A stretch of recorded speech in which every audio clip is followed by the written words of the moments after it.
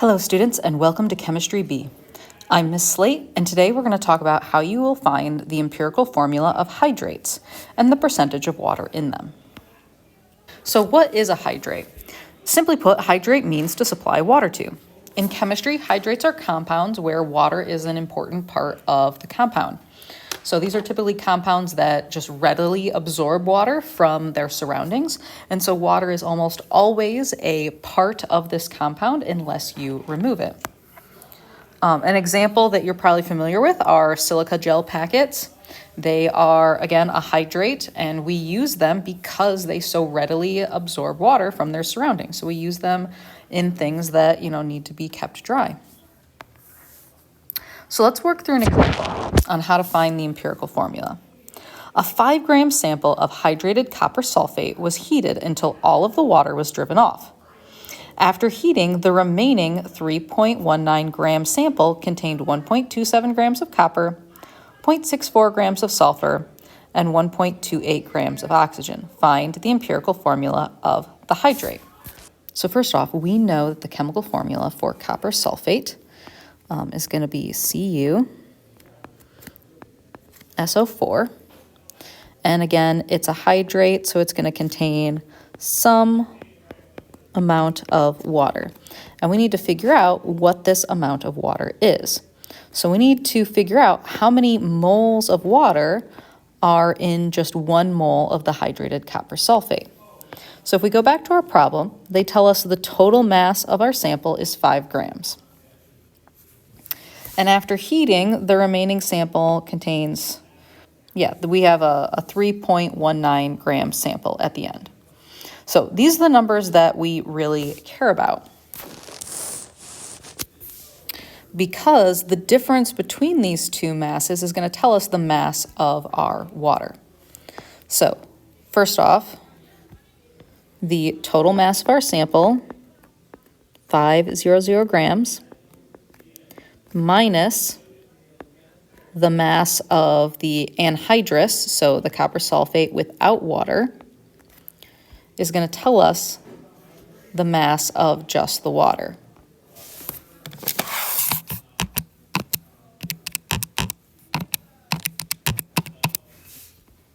Which is going to be 1.81 grams. Again, this is the mass of just the water. We're now going to take the mass of water, convert it to moles, the mass of the anhydrous copper sulfate and convert it to moles, and then compare their mole ratio. So I'd take my 3.19 grams of anhydrous copper sulfate, and we need to convert that to moles, where the molar mass of copper sulfate is about 159.608 grams in 1 mole.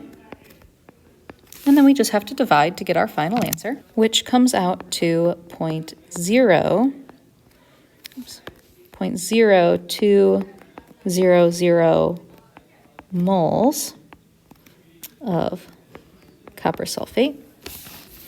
And then we do the same thing for our mass of water. We take our mass of water, 1.81 grams of water. We're going to convert it to moles, where the molar mass of water is 18.015 grams in 1 mole. And we divide those two numbers, 1.81 divided by 18.015 comes out to, rounding to sig figs, 0.100 moles of water. And then again, we're going to set up our mole ratio because we want to know how many moles of water are in 1 mole of copper sulfate. So I'm going to take my 0.100 moles of water divided by my 0.0200 moles of copper sulfate, and you get a ratio of 5 to 1. So that means that there are 5 moles of water to 1 mole of copper sulfate. So the empirical formula for the hydrate is going to be copper sulfate times 5 water.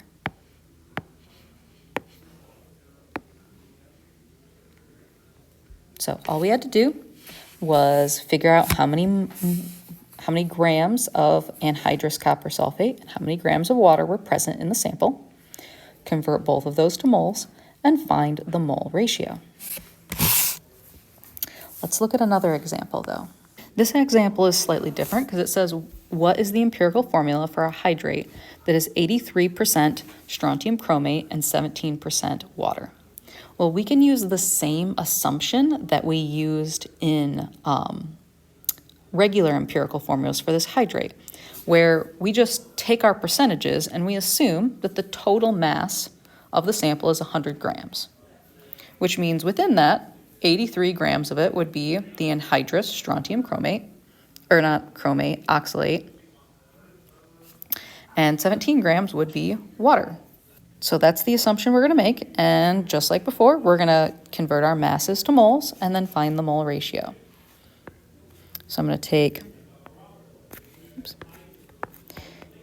83.0 grams of strontium oxalate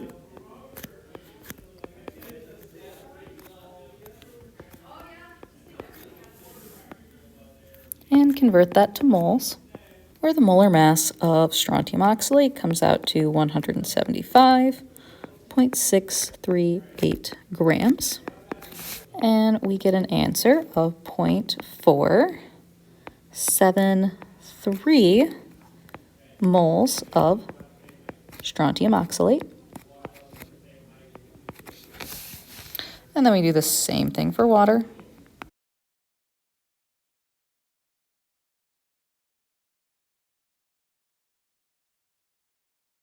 And we get 0.944 moles of water.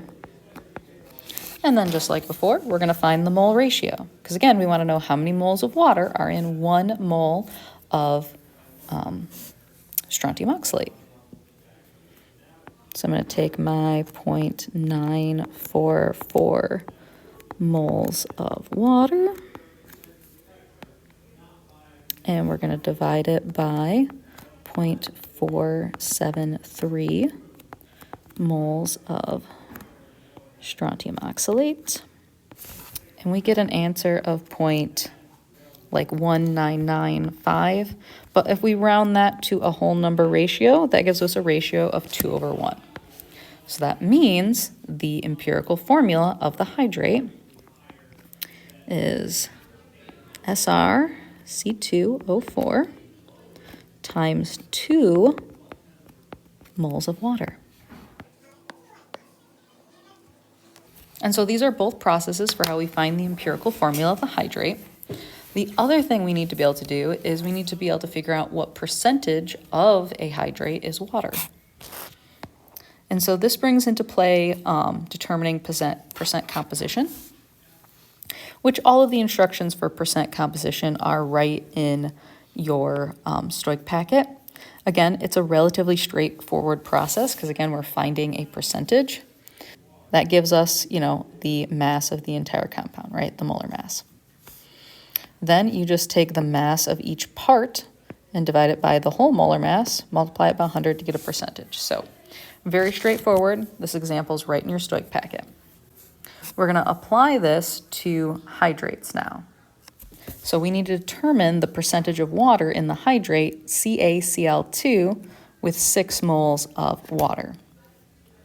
So first off, we need to figure out the mass of the whole thing, and then the mass of just the water. Divide the mass of the water by the mass of the whole thing times 100, we'll have the percentage. So essentially, right, we've got a calcium, 2 chlorine atoms, and 6 moles of water. I'm including water as a whole thing because we've already found its molar mass in this note set already. So calcium,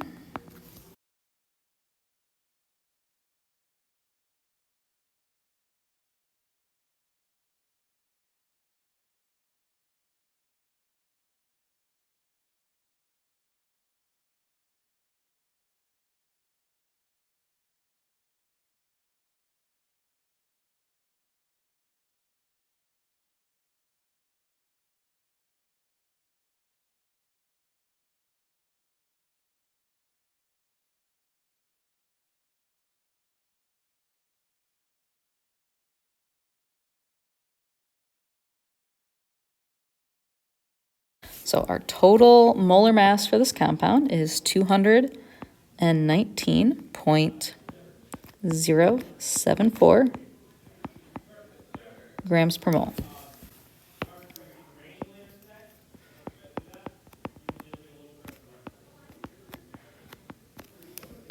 So to find the percentage of water in the compound, I'm going to take the mass of the water in the compound, divide it by the total mass of the compound, and just multiply by 100 to make it a percentage.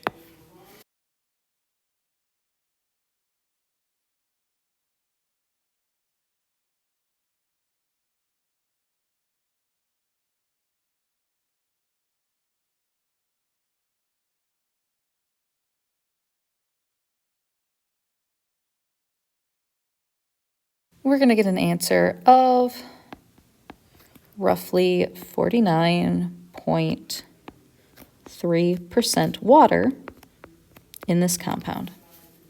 And that's how you find the percentage of water in a hydrate. And that wraps up our notes on hydrates for today.